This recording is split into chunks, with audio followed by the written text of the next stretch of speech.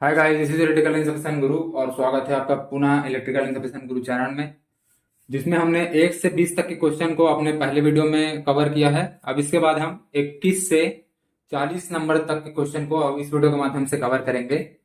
तो बढ़ते हैं अपने पहले क्वेश्चन में। In the figure given below the value of R is. यहाँ भी अपने को रेजिस्टेंस ही का मतलब मापना है, रेजिस्टेंस का ही पता लगाना है। इसमें आप सर्किट आप देख सकते हैं। इसमें जो है 10 वोल्ट की आपको ईएमएफ दिया हुआ है।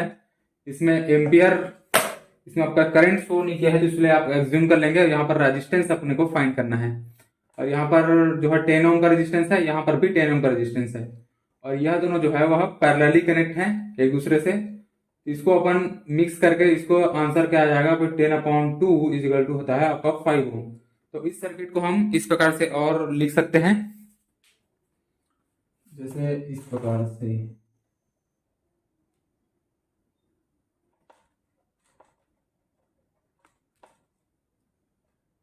तो इस सर्किट को हम इस प्रकार से बना सकते हैं।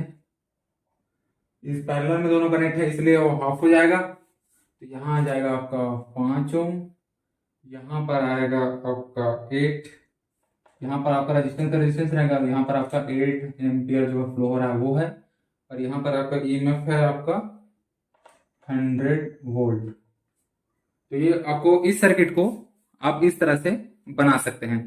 उसके बाद अपन क्या लगाएंगे, इसमें केवीएल लगा देंगे। तो केवीएल रूल लगाने से क्या हो जाएगा आपका, इसमें केवीएल लगाने पर आपका जो है 100 माइनस, उसके बाद यहाँ पढ़ेंगे तो इसमें आपका 8 और यहाँ पर आपका रेजिस्टेंस है तो इनटू में हो जाएगा आपका 8 इंटू आर माइनस 5 ओम। और यहाँ पर अपना 8 एम्पियर जो है यहाँ भी फ्लो हो रहा है तो इसका भी मल्टीप्लाई इससे होगा। तो 8 इंटू 5, यहाँ पर गुना ही डाल देते हैं क्योंकि वो पॉइंट जैसा दिखता है फिर। तो ये हो गया इज इक्वल टू आपका 0।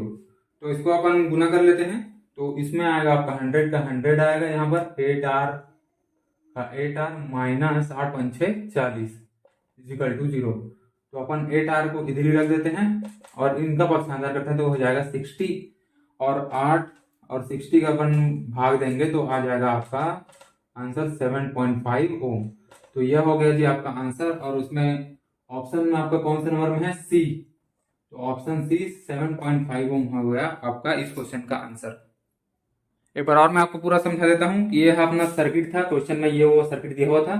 ये जो 10 ओम का रेजिस्टेंस और 10 ओम का रेजिस्टेंस जो है पैरेलली कनेक्ट है, तो उसको अपन एक कर लेते हैं। तो और इसमें अपन जो 10 ओम का दिया हुआ है तो उसको अपन भाग करेंगे तो 5 ओम आ जाएगा, क्योंकि पैरेलल में है इसलिए अपन उसको भाग कर रहे हैं। यहाँ पर अपना 8 एम्पियर जो है वह फ्लो हो रहा है सभी जगह।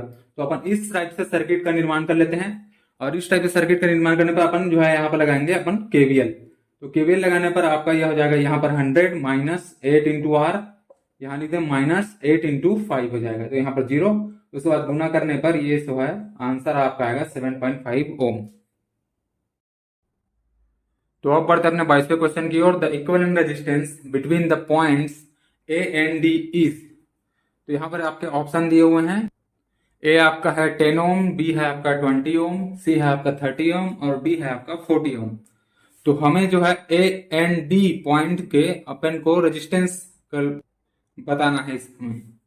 तो चलिए शुरू करते हैं। फिर इसमें आपको जो है ए एंड डी पॉइंट के बीच, यह जो आपका ए है और यह जो आपका डी है, तो इन दोनों पॉइंट तो अपन को मेजर है। इसके अलावा जो है बाकी जो और पॉइंट है जैसे ये है बी पॉइंट और ये है आपका सी पॉइंट, और यह दोनों आप देख सकते हैं, यह दोनों पॉइंट जो है वह ओपन सर्किट है। मतलब यहाँ पर जो है करंट आपका फ्लो नहीं हो रहा है, और यहाँ पर करंट फ्लो नहीं हो रहा है मतलब यहाँ पर रेजिस्टेंस का भी कोई मतलब नहीं है। तो इसके यह दोनों रेजिस्टेंस को अपन जो है यहाँ पर इस सर्किट से हटा देते हैं। और तो इसको हटाने के बाद अपन जो सर्किट क्या बनता है, तो इन दोनों रेजिस्टेंस को हटाकर हम जो अपना सर्किट जो है इस प्रकार से बना सकते हैं। तो यहाँ पर अपना जो है यह सर्किट जो है बन गया है। उसमें आप देख सकते हैं इसमें ए पॉइंट और डी पॉइंट है, और इसमें यह जो बाकी पॉइंट है यह जो है वह इन सभी को कनेक्ट किया गया है। और जैसा कि आप यहाँ पर देख सकते हैं कि यह दोनों पॉइंट जो है वह सीरीज में कनेक्ट है और यह दोनों पॉइंट भी सीरीज में कनेक्ट है। तो इसमें अपन इसको अपन क्या लिख सकते हैं, फिर इसको अपन इस प्रकार से फिर से सर्किट को बना सकते हैं, क्योंकि यह सीरीज में कनेक्टेड है। तो यह हो जाएगा यहाँ पर और ये हो जाएगा यहाँ पर एक सीरीज पे कनेक्ट हो गया। यहाँ पर डी ए पॉइंट, यहाँ पर डी पॉइंट, और यह दोनों सीरीज में कनेक्टेड हो जाने की वजह से यह इन दोनों का प्लस हो जाएगा और इन दोनों का प्लस हो जाएगा। तो यहाँ पर हो जाएगा आपका 20, यह हो जाएगा आपका 20। ठीक है, फिर उसके बाद आप जैसा कि आप देख सकते हैं, अब इन दोनों को इस प्रकार से कनेक्ट करने पर यह दोनों जो है आपस में पैरेलली कनेक्ट हो गए हैं। अब पैरेलली कनेक्ट हो गए हैं मतलब यहाँ हो जाएगा 20 × 2, 20/2, मतलब यहाँ पर आ जाएगा आपका 10 ओम।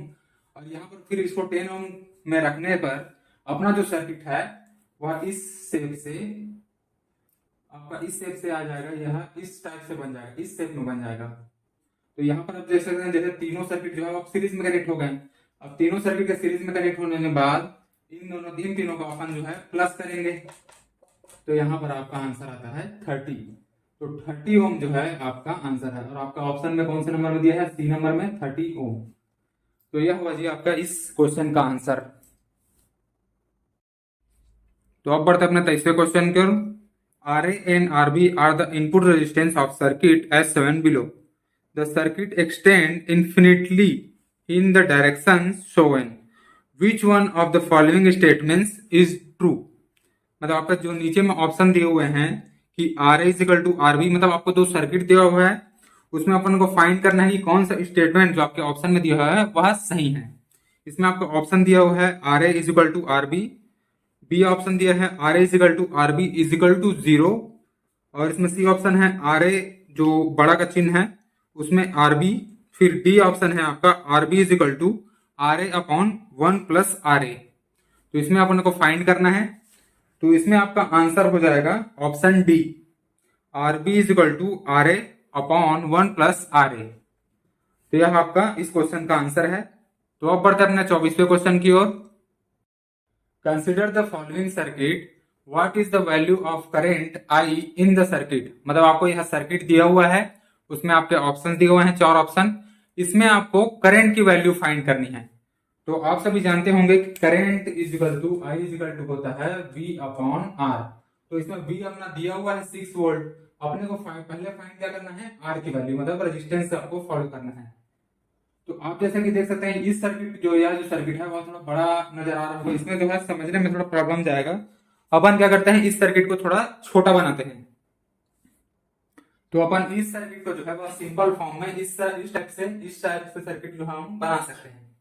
और आपने एक रूल पढ़ा होगा जो है व्हीट स्टोन ब्रिज का रूल, जिसमें आपको बताया गया होगा कि आपका यहाँ इस प्रकार से पहले एक सर्किट का निर्माण कर लेते हैं, उस रूल के बारे में फिर उसके बाद बात करेंगे। तो यह आ गया, और यहाँ आपका होता है रेजिस्टेंस, मतलब इसको मानते हैं अपन PSQR। ठीक है, ये आपका व्हीट स्टोन ब्रिज आपका नियम सुने होंगे, जिसमें अगर आपका P × S इक्वल है QR के, Q × R के, तो P × S जो है आपका इक्वल है Q × R के, तो उसमें आपका क्या होता है, यह जो रेजिस्टेंस है उसकी वैल्यू जो है वह 0 हो जाती है, मतलब इसमें जो आपका करंट जो है फ्लो नहीं होता। तो उसी टाइप से अपन इस सर्किट में भी डिफाइन करते हैं, उसको मान रख देते हैं। अब जैसा कि देख सकते हैं आपका 3 × 2 = हो रहा है आपका 6, यहाँ पे आपका 3 × 2 = हो रहा है आपका 6। तो यहाँ पर जब QR और PS दोनों इक्वल हैं तो उस टाइम जो है आपका यह जो रेजिस्टेंस है वह हट जाएगा, मतलब इसमें जो करंट की वैल्यू हो जाएगी वह 0 हो जाएगी। सेम इसी प्रकार इस सर्किट में 6 × 3 आपका हो जाएगा 18 हो जाएगा, यहाँ पर भी 6 × 3 = हो जाएगा आपका 18। तो यहाँ पर भी आपका जो यह जो 3 है रेजिस्टेंस वो हट जाएगा, और इसमें करंट की वैल्यू जो है वह 0 हो जाएगी। तो जब हम इन दोनों रेजिस्टेंस को हटा देते हैं तो अपना जो सर्किट है वह इस प्रकार से बन जाता है। तो इस प्रकार से बन जाने को इसके बाद हम निकालते क्या है, अपने को निकालना है R फाइंड करना है, क्योंकि अपने को करंट की वैल्यू निकालनी है। करंट क्या होता है आपका I = होता है V/R, क्योंकि अपने को V दिया हुआ है, अपने को निकालना है 1/R का इक्विवेलेंट। तो यहाँ पर जो भी यह दोनों है यह सभी जो है सीरीज में कनेक्टेड है, तो 2 + 2 हो जाएगा आपका 1/4 प्लस 3 + 3 हो जाएगा आपका 1/6 प्लस 6 + 6 हो जाएगा आपका 1/12। और आप जब इन सभी को कैलकुलेट करते हैं तो आपका आंसर आ जाता है R = होता है 2 ओम। तो यह हो गया आपका R का मान, अपने को निकालना है I, मतलब करंट की वैल्यू निकालनी है अपने को। तो उसके लिए आपको क्या करना पड़ेगा, अपने को R का मान पता है 2 ओम, उसके बाद आपको क्या करना है, इस जो इक्वेशन है I = होता है आपका V/R, उसमें आपको पुट करना है R का मान और V का मान। V का मान हमें चूंकि पता है 6 वोल्ट, और आर का मान हम निकाले हैं 2 ओम। तो यहाँ पर इसके मात्रा को हटा देते हैं, तो यहाँ पर 2, यहाँ पर आई इक्वल टू हो जाता है आपका 6/2 है। तो यहाँ का आंसर आ जाएगा 3 एम्पियर। करंट है इसलिए एम्पियर में आएगा, उसका रेजिस्टेंस था इसलिए ओम में आया उसकी वैल्यू। तो यहाँ पर जो है आई इक्वल टू हो जाएगा 3 दूनी 6, मतलब 3 आपका आंसर हो जाएगा। यहाँ आपके ऑप्शन में कौन सा नंबर में है, सी नंबर में है 3A, ये आपका आंसर है। तो हमने इस क्वेश्चन में सबसे पहले क्या किया, हमने यह जो आपका बड़ा वाला सर्किट दिख रहा है उसके जगह हमने इस प्रकार से सर्किट बनाया। उसके बाद हमने क्या रूल लागू किया है, व्हीटस्टोन ब्रिज का रूल, जिसमें आपका P और S अगर इक्वल है, मतलब इंटू P इंटू S जो है इक्वल है आपका Q इंटू R से, मतलब आपको चारों खंड जो दिए हुए हैं P इंटू S जो है वह इक्वल है आपका Q इंटू R से, तो आपके बीच में जो रेजिस्टेंस है उसमें करंट की वैल्यू जो है 0 हो जाती है। तो आपका रेजिस्टेंस भी किसी काम का नहीं होता, इसलिए उसको हटा दिए यहाँ पर। यहाँ पर हटाने से आपका सर्किट जो है वह इस प्रकार से बनता है, क्योंकि यहाँ से हट गया, यहाँ से हट गया, यहाँ पर ये सभी खाली हो गए।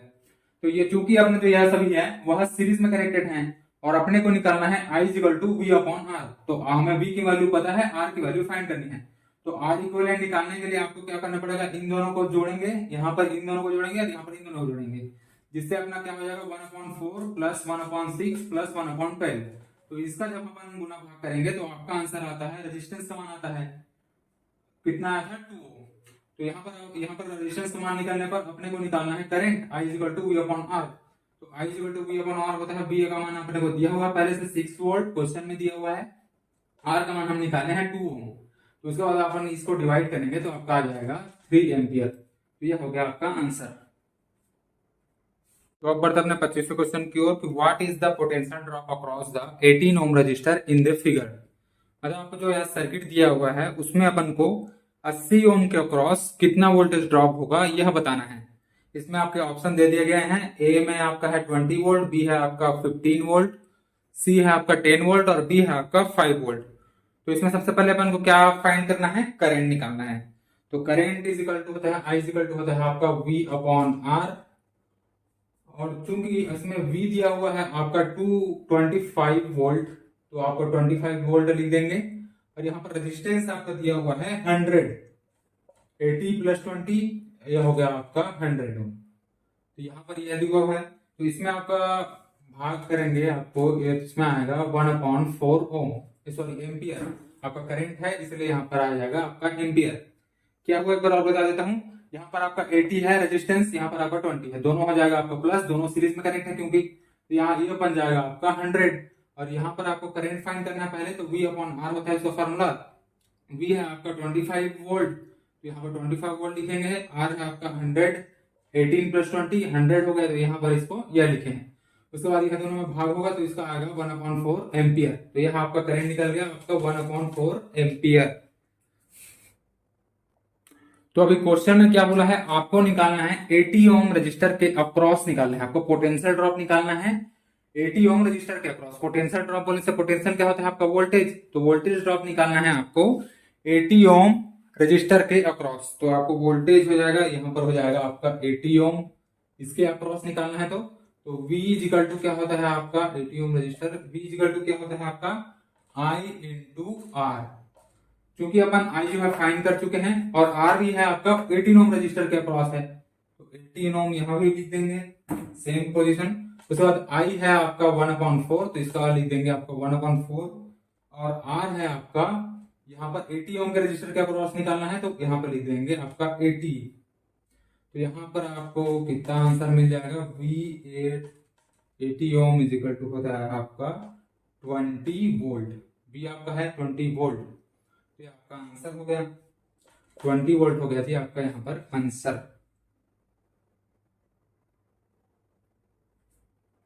तो कौन से नंबर का ऑप्शन है, पहले नंबर का ऑप्शन 20 वोल्ट। तो अब बढ़ते अपने 26वें क्वेश्चन की ओर, which of the following relation is not correct. मतलब इसमें जो आपको ऑप्शंस में जो रिलेशंस दिए हुए हैं उसमें से कौन सा करेक्ट नहीं है। इसमें ऑप्शन आपका ऑप्शन पहला ए है कि P equal to V upon R square, यह आपका जो रिलेशन है वह गलत है कि नहीं। या B इक्वल टू दिया है P इक्वल टू VI, तो यह आपका रिलेशन जो है सही है या नहीं। C है आपका I equal to under root P upon R, तो यह आपका रिलेशन जो है गलत है या सही। और इसमें डी ऑप्शन दिया है v equal to under root P into R, तो यह रिलेशन आपका सही है या नहीं। तो आपको फाइंड करना है जो नॉट करेक्ट, मतलब जो सही नहीं है, इसमें जो रिलेशन दिया हुआ है उसमें से कौन सा गलत है आपका रिलेशन। तो आप सभी को मालूम होगा, तो पावर इज इक्वल टू क्या होता है आपका, P इज इक्वल टू होता है वर्क डन अपॉन होता है टाइम, मतलब work done per unit time होता है। ठीक है, पावर इज इक्वल टू, और आप सभी जानते होंगे कि work done is equal to क्या होता है, work done is equal to होता है V इंटू टॉर्क। तो वोल्टेज इंटू टॉर्क हो जाता है work done is equal to, तो वोल्टेज इंटू क्यू हो जाता है आपका वर्क डन अपॉन टाइम, मतलब होता है आपका W अपॉन टी। और आप सभी को पता होगा कि W यानी कि work done is equal to क्या होता है आपका V इंटू टॉर्क, मतलब होता है V डॉट क्यू, जहां Q जो है वह टॉर्क है। तो इसको अपन इस फॉर्म में लिख देते हैं, तो यहां पर आ जाएगा V dot Q upon T यानी कि टॉर्क। ठीक है, उसको अपन क्या लिख सकते हैं, और Q upon T is equal to, आपको समझ, आप सभी को मालूम होगा कि I इज इक्वल टू यानी करंट इज इक्वल टू होता है आवेश अपॉन टाइम यानी कि Q अपॉन टी। तो इसको अपन लिख सकते हैं V इंटू आई। तो यहाँ पर P इज इक्वल टू हो गया, ये एक रिलेशन बन गया V इंटू आई। तो आपका ये वाला जो रिलेशन है वो सही है, तो इसको जो है ऑप्शन से हटा देते हैं। मतलब अपने को जो है नॉट करेक्ट, मतलब जो करेक्ट नहीं है उसको ढूंढना है। और यहाँ पर यह जो रिलेशन है वह सही है, तो आपका यह जो है ये ऑप्शन में से हट जाएगा। तो उसके बाद फिर से दोबारा फाइंड करते हैं, तो आप फाइंड करते हैं दूसरा रिलेशन। तो आप सभी को पता होगा P जो अपना पहला रिलेशन आया है V इंटू आई आया है, और आप सभी को पता होगा कि I इज इक्वल टू होता है V अपॉन आर। तो इसको अपन ट्राई करते हैं, तो P इज इक्वल टू होता है V का V रहेगा V इंटू आर, मतलब यहाँ आपका हो जाएगा V स्क्वायर अपॉन आर। तो P इज इक्वल टू क्या हो रहा है, V स्क्वायर अपॉन आर। तो यहाँ आपका हो गया दूसरा रिलेशन, जो कि मैच हो रहा है कि नहीं हो रहा है। तो मैच तो यहाँ पर नहीं हो रहा है, क्योंकि यहाँ पर जो है आई स्क्वायर अपॉन वी है और इसमें दिया हुआ है V स्क्वायर अपॉन आर। तो यह जो आपका रिलेशन है वह तो ठीक नहीं बैठ रहा है। फिर भी एक और फाइंड कर लेते हैं कि इसके बाद जो है और कोई रिलेशन जो है ठीक बैठ रहा है कि नहीं बैठ रहा है, क्योंकि अपन जो है दूसरा रिलेशन जो निकाले हैं वह तो हो गया अपना गलत, यह जो है रिलेशन जो है नॉट करेक्ट है। उसके बाद फिर भी अपन को जो ऑप्शन जो है बचा हुआ है, क्या इनमें से भी कोई दो में से कोई एक ऑप्शन भी गलत है कि नहीं, उसको अपन फाइंड कर लेते हैं। तो यहाँ पर हम इस वोल्टेज को रखते हैं ओम्स लॉ के इक्वेशन अनुसार। तो यहाँ पर P equal to P, I का आई हो जाएगा, यहाँ पर V equal to I upon I into R हो जाएगा। तो यह जो ओम्स लॉ के इक्वेशन अनुसार इसको रख देते हैं। तो इसमें क्या हो जाएगा, इसमें आपका हो जाएगा आई का स्क्वायर इंटू आर। तो यह हो जाएगा P इक्वल टू होता है आई स्क्वायर इंटू आर। तो इसको अपन को रूट को हटाना पड़ेगा, इसको स्क्वायर को हटाने के लिए आपको लगाना पड़ेगा यहाँ रूट। तो आई स्क्वायर मान लो इसका इधर आ जाता है, और ये हो जाएगा पी आर। अपन को हटाना है इस स्क्वायर को, तो इसमें लगाएंगे अपन रूट, तो आई हो जाएगा ये, और हो जाएगा आपका पी आर। तो यहाँ पर यह रिलेशन भी सही हो रहा है, यहाँ पर यह रिलेशन भी सही हो रहा है, क्योंकि अपॉन में जाएगा तो यहाँ हो जाएगा आपका पी अपॉन आर। तो इसमें यह रिलेशन भी आपका सही है, यह रिलेशन भी आपका सही है। तो इसमें गलत कौन सा रिलेशन बैठ रहा है, आपका यह वाला। मतलब इसमें आपका आंसर हो जाएगा, मतलब which of the following relation is not correct. उसमें आपका आंसर है option A, P is equal to V upon R square. तो यह आपका रिलेशन जो है वह गलत है। तो अब बढ़ते हैं अपने 27वें क्वेश्चन की ओर। और 27वें क्वेश्चन के बारे में बताने से पहले मैं आपको एक बता देता हूं कि जो आपको बुक में जो क्वेश्चन दिए होते हैं और उसमें ऑप्शन भी दिए होते हैं, उसमें चारों के चारों ऑप्शन अगर अंकों में भी लिखे होंगे फिर भी वो आंसर जो है वह गलत हो सकते हैं। उसमें आपके बुक में जो है आंसर जो की होता है उसमें नन करके लिखा होगा, मतलब इस चारों ऑप्शन में से कोई सही नहीं है। उसी प्रकार जैसे इस बुक में क्वेश्चन दिया हुआ है, उसमें आपको बता देता हूं कि कौन सा क्वेश्चन दिया हुआ है जो आपकी स्क्रीन पर अवेलेबल है। A conductor of a diameter d length el consume a power of W when a current I flow through it. What will be the power consumed if D is double, L is half and current is triple? मतलब आपका जो है D है, मतलब diameter, आपको diameter find करना है। इसमें आपको W when a current is flow through it, मतलब इसमें आपको दिया है डबल, D आपको डायमीटर दिया हुआ है, डबल दिया हुआ है, और L है आपका आधा है, और करंट है वह ट्रिपल है। तो इस टाइप के क्वेश्चन में आपका ऑप्शन जैसे कि देख सकते हैं, इसमें आंसर जो है नन करके लिखा हुआ है। तो इस प्रकार के क्वेश्चन को आप याद रखेंगे कि इसमें यह भी जो है क्वेश्चन जो है पूछे जा सकते हैं पेपर में। तो इसका आंसर भी आपका नन होगा, मतलब इस चारों में से कोई नहीं। तो इस क्वेश्चन को आपको शायद छोड़ना होगा। तो अब बढ़ते हैं अपने 28वें क्वेश्चन की ओर। तो अब बढ़ते हैं अपने 28वें क्वेश्चन की ओर कि when a register R is connected to a current source, मतलब अपना जो रजिस्टर है एक करंट सोर्स से कनेक्टेड है। तो यहाँ पर हमने एक रजिस्टर बनाया है और इसको कनेक्ट किया है अपने करंट सोर्स से, जैसा कि यहाँ पर देख पा रहे होंगे। उसके बाद क्वेश्चन में क्या लिखा है, it consume a power of 18 वाट, मतलब पावर बोला है तो पावर का सूत्र क्या होता है आई स्क्वायर आर, और यह का कितना कंज्यूम कर रहा है 18 वाट। तो यहाँ पर अपन ने 18 वाट लिख दिया है। फिर उसके बाद क्वेश्चन में क्या बोला, when the same R is connected to a voltage source, मतलब जैसे यहाँ पर एक करंट सोर्स के साथ रजिस्टर अपना कनेक्ट था, उसी प्रकार यह एक वोल्टेज सोर्स के साथ कनेक्टेड है। ये हो गया आर यहाँ पर, और ये है यह वोल्टेज सोर्स के साथ कनेक्टेड है। उसके बाद क्या बोला है, having the same magnitude as the current source, मतलब मैग्नीट्यूड मतलब सेम मैग्नीट्यूड बोल रहा, मतलब जो V है अपना I के इक्वल है, मतलब सेम है मैग्नीट्यूड। तो यहाँ पर रह जाएगा आपका V इज इक्वल टू हो जाएगा I, मतलब आपका सेम मैग्नीट्यूड है। फिर उसके बाद क्या बोला है, as a current source the power absorbed by R in 4.5 watt, मतलब यहाँ पर भी अपन पावर का फॉर्मूला लिखेंगे। तो इसको यहाँ पर P माने हैं, इसको P डेस मान लेते हैं। तो P डेस equal to I square R, same formula. उसके बाद यहाँ पर क्योंकि बोला गया है कि आपका जो V है वह जो है I की इक्वल है, उसी प्रकार I जो है I भी होगा आपका V के इक्वल होगा। तो इस प्रकार हम इसको इस प्रकार से भी लिख सकते हैं। और इसमें कितना पावर बताया गया है 4.5 वाट, तो यहाँ पर 4.5 वाट लिख दिए। अब यहाँ पर क्या होगा कि the magnitude of current source and the value of R, मतलब आपको करंट सोर्स मतलब आई का मान निकालना है और रेजिस्टेंस मतलब आर का मान निकालना है। तो सबसे पहले चलते हैं फिर अपने क्वेश्चन के अनुसार। तो सबसे पहले अपन आई का मान निकाल लेते हैं। जैसे कि यहाँ पर आपका V है तो V इज इक्वल टू होता है आई, और V is equal to I और I is equal to V। तो अगर यहाँ पर जो V लिखा है उसके बदले अपन I लिख सकते हैं। तो यहाँ पर I square upon R is equal to 4.5 watt लिख दिए हैं। और अपने को निकालना है आई का मान, तो आई को है अपन आर को जो है इस तरफ पक्षांतर कर देते हैं। तो आई स्क्वायर इज इक्वल टू हो जाएगा आपका 4.5 इंटू आर। तो ये हो गया अपना आई स्क्वायर का मान, और इस आई स्क्वायर को अपन रख देंगे इस पहले वाले में। तो पावर इजिकल टू है आई स्क्वायर आर इजिकल टू 18 वाट। तो यहाँ पर अपन P इजिकल टू हो जाएगा, आई स्क्वायर का मान रखेंगे 4.5 इंटू आर, यहाँ पर 4.5 इंटू आर, और यहाँ पर भी है टोटल इसका आर, यहाँ पर आर लिख देंगे इजिकल टू है आपका 18 वाट। तो यहाँ पर बड़ा सा लिख देते हैं। तो यहाँ पर P इजिकल टू हो जाएगा आपका 4.5 इंटू आर, और यहाँ पर भी इंटू है, इजिकल टू हो जाएगा आपका 18 वाट। तो यहाँ पर क्या आंसर बनेगा आपका, तो यहाँ पर बनेगा 4.5 का आर का स्क्वायर इजिकल टू 18 वाट। तो ये बन रहा है अपना। तो अब क्या हो जाएगा, अपने को निकालना है आर, रेजिस्टेंस का मान निकालना है। तो आर स्क्वायर को धीरे रख देते हैं और इसका कर देते हैं पक्षांतर। तो 18 अपॉन 4.5, तो इन दोनों का डिवाइडेड होगा तो कितना आएगा आपका 4, और तो यहाँ पर हो जाएगा R square upon 4, R square is equal to 4, यहाँ पर आर स्क्वायर इजिकल टू 4 हो जाएगा। तो अपन इस स्क्वायर को हटाने के लिए क्या लगाएंगे, रूट लगाएंगे। तो यहाँ पर इसको रूट लगाने से क्या होगा, अपना स्क्वायर जो है हट जाएगा। तो आर इक्वल टू आ जाएगा 2 ओम, रेजिस्टेंस है इसलिए ओम में लिखेंगे इसका मात्रक। तो आर अपना फाइंड हो गया है 2 ओम है करके। अपने को यहाँ बोला था वैल्यू ऑफ आर निकालना है, तो आर निकल गया अपना 2 ओम।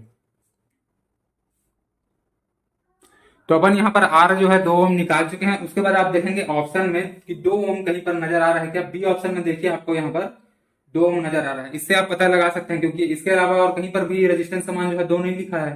तो यहीं पर आप देखते हुए पता लगा सकते हैं कि इसका आंसर बी होगा। लेकिन अपन को समझाना है तो अपन जो है इसको भी फाइंड करेंगे। तो चलिए फिर करंट का मान निकालते हैं, मतलब आई का मान निकालेंगे। तो अपन जो आर निकाले हैं 2 ओम, उसको इस मान में पुट कर लेते हैं। जैसे आई स्क्वायर है is equal to 4.5 into R को जो निकाले हैं 2, तो यहाँ पर इसका हो जाएगा 9 आ जाएगा, इसका गुणित होने पर 9 आएगा। आई स्क्वायर इज इक्वल टू 9 हो गया अपना। ठीक है, उसके बाद क्या होगा, इस स्क्वायर को हटाने के लिए आप फिर से लगा देंगे रूट। तो रूट लगाएंगे, उसके बाद आ जाएगा आपका root 9, I is equal to हो जाएगा आपका रूट 9। ठीक है, अब इसमें क्या करेंगे, इस रूट को हटाने के लिए आप क्या करेंगे, इसमें इसका ये क्या बोलते हैं, इसको स्क्वायर कर देंगे तो 3 की स्क्वायर ऐसा हो जाएगा, तो आपका जो रूट कट जाएगा तो आपका आंसर आ जाएगा 3। तो इसमें आ जाएगा आई इज इक्वल टू हो जाएगा आपका 3 एम्पियर। तो यहाँ पर क्या मिला अपने को, आई इज इक्वल टू मिला आपका 3 एम्पियर और आई इज इक्वल टू मिला आपको 2 ओम। तो इस प्रकार से आप इसको सॉल्व कर सकते हैं। इसी प्रकार इसमें इस क्वेश्चन में आप अपने अनुसार जो वैल्यू पुट करके अपन स्वयं प्रैक्टिस कर सकते हैं। तो अब बढ़ते हैं दूसरे क्वेश्चन 29वें क्वेश्चन की तरफ। तो अब बढ़ते अपने 29वें क्वेश्चन की ओर कि उसमें बोला गया 2 bulbs of 100 watt and 250 volt and 150 watt और 250 volt are connected in series across a supply of 250 volt. मतलब आपका जो 2 बल्ब है वो जो है कनेक्टेड है सीरीज में, और इसमें जो सप्लाई है वो कितना हो रहा है आपका 250 वोल्ट।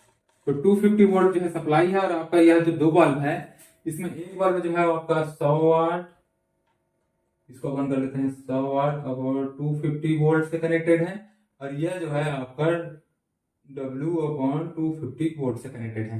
तो इस प्रकार अपन ने 2 बल्ब बना दिए हैं, पहला अपना बल्ब हो गया, दूसरा अपना बल्ब हो गया, और यह कनेक्टेड है series across supply of 250 volt से कनेक्टेड है। यह जो है 250 वोल्ट से सप्लाई से कनेक्टेड है। मतलब इसमें क्या होगा, अगर इस बल्ब को आप 250 की सप्लाई देते हैं तो यह जो है 100 वॉट तक अपना ब्राइटनेस प्रोवाइड करेगा, मतलब अपने क्षमता का पूरी तरह से उपयोग करेगा। ठीक है, और इसी में अपने को बोला है कि the power consume by the circuit is, मतलब यह सर्किट में कितना पावर जो है कंज्यूम होगा। तो इसमें ऑप्शन भी दिया हुआ है। तो ऑप्शन ए है आपका 30 वाट, ऑप्शन बी है आपका 60 वाट, सी है आपका 100 वाट और डी है आपका 250 वाट। तो चलिए फिर इसको सॉल्व करते हैं और पता लगाते हैं कि इसमें इस सर्किट में जो है कितना पावर कंज्यूम होगा। तो इस टाइप से सीरीज और पैरेलल क्वेश्चन को सॉल्व करने का एक शॉर्टकट तरीका होता है, एक लॉन्ग कट होता है, एक शॉर्टकट तरीका भी है। इसमें अभी मैं आपको शॉर्टकट तरीके से सॉल्व करने का बता रहा हूँ। इसमें आपका जो है सीरीज आपका निकालना होता है, तो पीटी इज इक्वल टू हो जाएगा आपका P1 प्लस, इसको मानते हैं अपन P1, इसको मानते हैं अपन P2। तो P1 into P2 upon P1 plus P2। मतलब आपको इसमें जो अपना वैल्यू जो है पुट करना है। P1 कितना है आपका 100 प्लस इंटू है, सॉरी ऊपर में इंटू है, P2 इज इक्वल टू है, P2 क्या है आपका 150, और P1 आपका दिया है 100 प्लस P2 आपको दिया है 150। तो यहाँ पर होल इक्वेशन कितना आ जाएगा, टोटल आप अगर डिवाइड करेंगे तो 60 वाट। तो ये आपका आंसर है। और 60 वाट आपको कौन से ऑप्शन में दिया है, ऑप्शन नंबर बी में। तो यह आपका हो गया राइट आंसर। उसी पे अगर आपको, अगर इसमें सीरीज बोला है, अगर आपको इसमें पैरेलल बोला होता तो आप सीधा सीधा क्या करते, P1 प्लस P2 तो इज इक्वल टू हो जाएगा आपका 100 प्लस जो है 150 इज इक्वल टू हो जाएगा 250। तो यह आपको अगर इसमें पैरेलल दिया होता तो आपका आंसर ये होता, लेकिन इसमें आपको सीरीज पूछा है तो सीरीज में आपका आंसर होगा 60 वाट। तो यह हो जाएगा जी आपका आंसर। तो अब बढ़ते अपने तीसरे क्वेश्चन की ओर। 2 incandescent light bulbs of 40 watt and 60 watt rating are connected in series across the mains। the option इसमें दिया हुआ है the bulb together consume 100 watt, मतलब क्या दोनों बल्ब मिलके जो है 100 वाट कंज्यूम करेगा, या फिर द बल्ब टुगेदर कंज्यूम 50 वाट, मतलब दोनों बल्ब जो है वहां 50 वाट कंज्यूम करेगा, या द बल्ब 60 वाट, मतलब यह जो 60 वाट वाला है वह बल्ब ज्यादा ग्लो करेगा 40 वाट से, या जो 40 वाट का बल्ब है वह 60 वाट से ज्यादा ग्लो करेगा। तो चलिए फिर इसमें अभी पता करते हैं। सबसे पहले क्वेश्चन के अनुसार जो है the incandescent light bulb of 40 watt and 60 watt rating are connected in series, मतलब इसको सीरीज में कनेक्ट कर देते हैं पहले। तो यह जो अपना एक बल्ब हो गया इसको अपन करते हैं सीरीज में कनेक्ट, और इसको अपन करते हैं सीरीज में कनेक्ट। तो यह हो गया, यह भी अपना एक बल्ब हो गया। यह अपना मान लो यह है 40 वाट का, यह हो गया अपना 60 वाट का। तो सीरीज में एक रूल होता है जो आप हमेशा याद रखेंगे ये कंडीशन को, कि सीरीज में जो पावर होता है वह इनवर्स होता है 1 रेजिस्टेंस के। तो यहाँ पर जो सीरीज में, यहाँ पर आपका सीरीज में जो है पावर जो होता है 1 रेजिस्टेंस के इनवर्स होता है, और पैरेलल में यह जो पावर होता है वह इनवर्स होता है रेजिस्टेंस के। इसमें 1 रेजिस्टेंस और इसमें रेजिस्टेंस के इनवर्स होता है। ठीक है, इसके बेस से अपन इसके पता लगाएंगे। तो अपन को यहाँ पर सीरीज बल्ब का पता करना है। तो यहाँ पर अपने को यहाँ से क्या समझ आ रहा है कि आपका जो पावर है वह बढ़ेगा जब आपका रेजिस्टेंस कम होता है। यहाँ पर जो आपका पावर है तब बढ़ता है जब आपका रेजिस्टेंस कम होगा। तो यहाँ पर यह बात ध्यान रखिएगा, इसमें सीरीज में सिर्फ यह जो है लॉ यूज होता है। और अगर यहाँ पर पावर का जो रेटिंग अगर कम होता है तो इसका रेजिस्टेंस जो है वह ज्यादा हो जाएगा। मतलब रेजिस्टेंस कम होने से आपका पावर ज्यादा होगा, पावर कम होने से आपका रेजिस्टेंस बढ़ जाता है। तो इस प्रकार से अपन इस फॉर्मूले में अपन पुट करेंगे इस इक्वेशन में। तो यहाँ पर आपको देखने को क्या मिलता है कि आपका P इज इक्वल टू है 40 एक में, और P1 इज इक्वल टू है आपका 60। तो यहाँ पर किसका पावर सबसे कम है, तो यहाँ पर 40 का पावर सबसे कम है, 40 वाट यहाँ पर। तो इसका रेजिस्टेंस जो है वह ज्यादा होगा। तो अपन को क्या करना है, ये 40 है उसको P इज इक्वल टू 40 वाट। तो इसमें क्या होगा, अगर रेजिस्टेंस इसका ज्यादा होगा तो रेजिस्टेंस इसका ज्यादा होने से इसमें जो है पावर मतलब आई स्क्वायर आर का मान भी ज्यादा हो जाएगा। और आई स्क्वायर आर अगर ज्यादा होने से इसमें जो है हीट ज्यादा प्रोवाइड होगा। तो आई स्क्वायर ज्यादा होने से आपका हीट ज्यादा बढ़ेगा, और हीट ज्यादा होने से आपका वो बल्ब जो है वह ज्यादा ब्राइट होगा। ठीक है, तो अपना ऑप्शन क्या हो जाएगा, अपना option D, the 40 watt bulb glow brighter.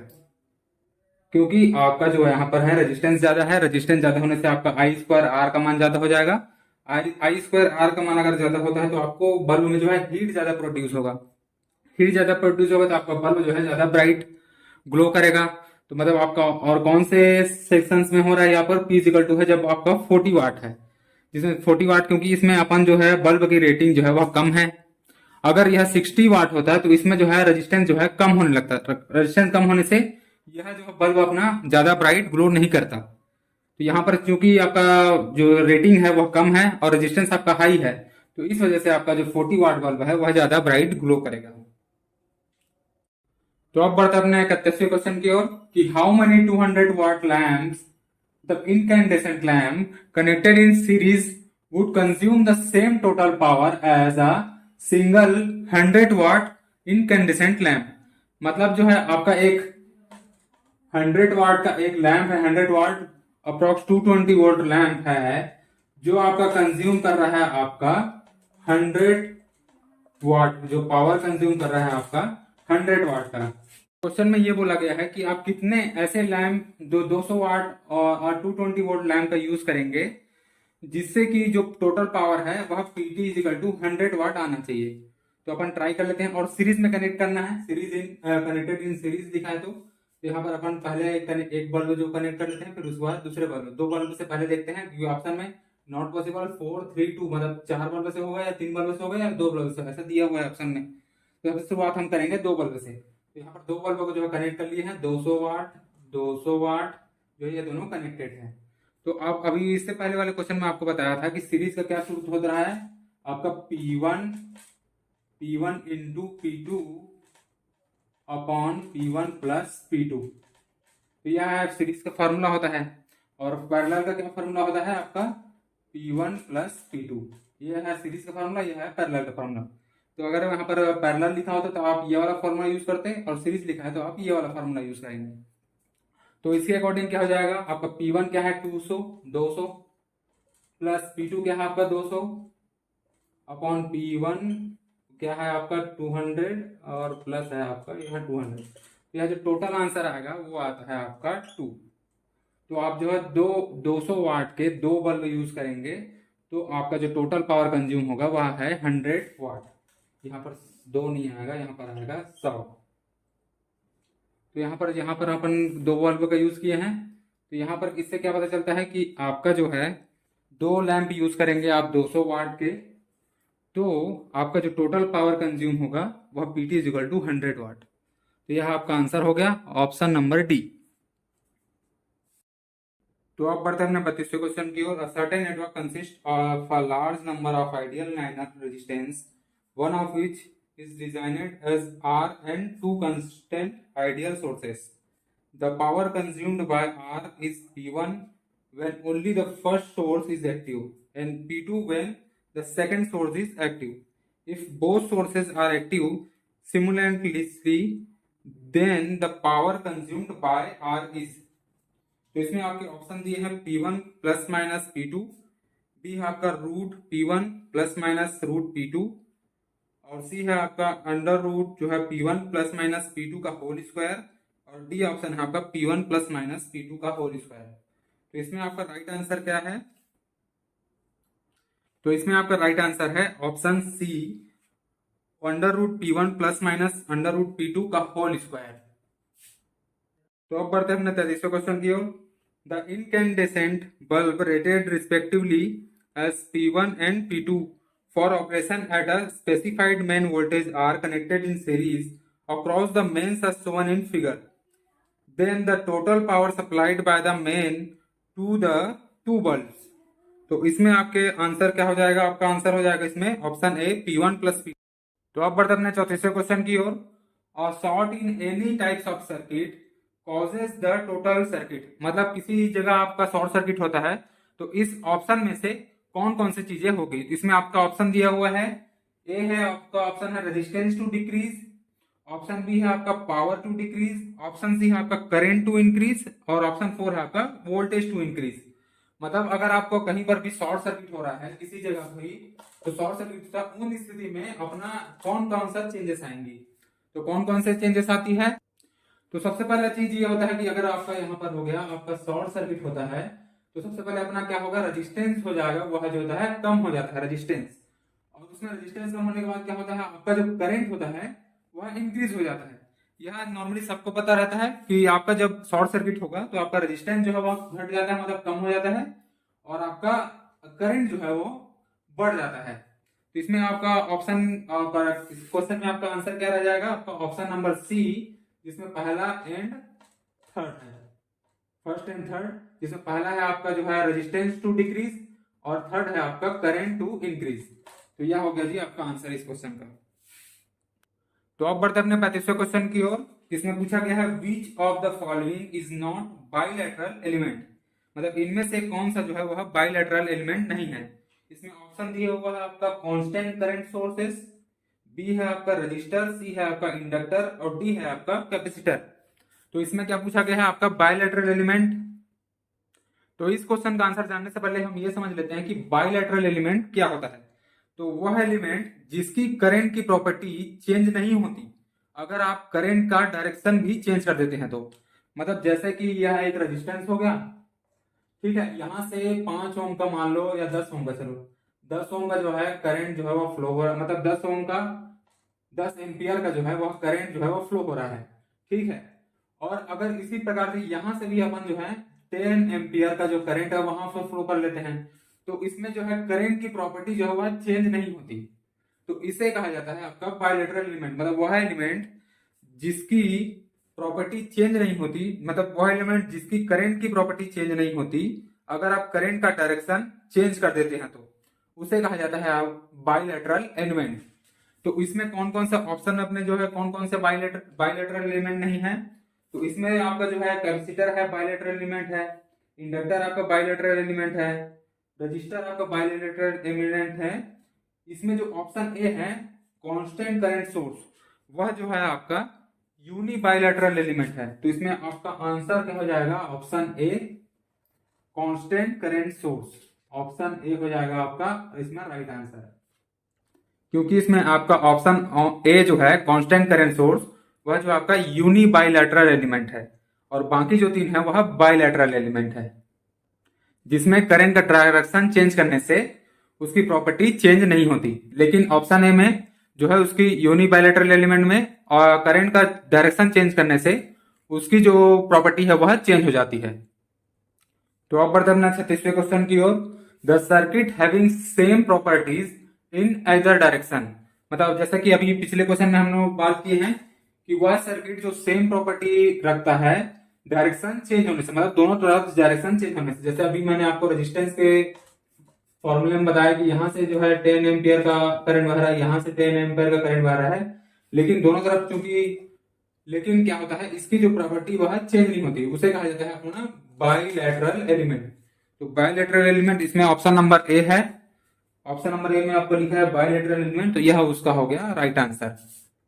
मतलब सर्किट की जो प्रॉपर्टी चेंज नहीं होती अगर आप करंट का डायरेक्शन भी चेंज कर देते हैं तो उसे कहा जाता है आपका बाइलेटरल एलिमेंट। तो इसका आंसर हो गया आपका ऑप्शन ए बायलैटरल। और यूनिलैटरल में क्या होता है, आपका जो डायरेक्शन चेंज करने से करंट की जो प्रॉपर्टी है वह चेंज हो जाती है, तो उसे कहा जाता है यूनिलैटरल। इसके पिछले वाले क्वेश्चन में मैंने यूनि बायलैटरल बोल दिया था, इसका सही आंसर क्या है, यूनिलैटरल है। वह जो यूनि बायलैटरल बोला था वह यूनिलैटरल है, और इस क्वेश्चन का आंसर है आपका बायलैटरल, ऑप्शन ए। तो अब बढ़ते अपने 37वें क्वेश्चन की ओर। The elements which are not capable of delivering energy by its own are known as. मतलब जो है एलिमेंट जो है अपनी एनर्जी जो है वह डिलीवर नहीं कर पाती, मतलब आपको नहीं दे सकती, उस एलिमेंट का नाम बताओ बोले हैं, उस एलिमेंट को जो है क्या कहा जाता है। तो सबसे पहले हम उन एलिमेंट के बारे में जान लेते हैं जो एनर्जी जो है डिलीवर कर देती है।